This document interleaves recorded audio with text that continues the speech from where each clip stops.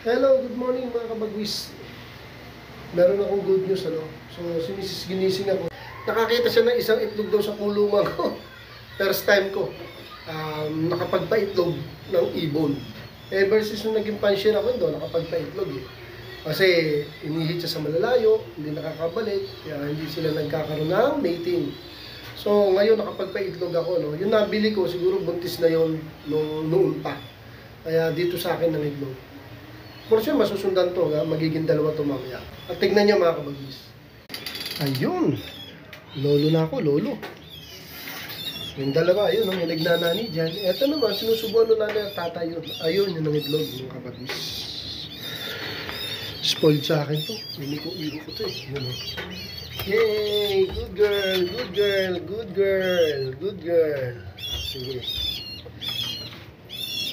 Ayun, mga kabagis.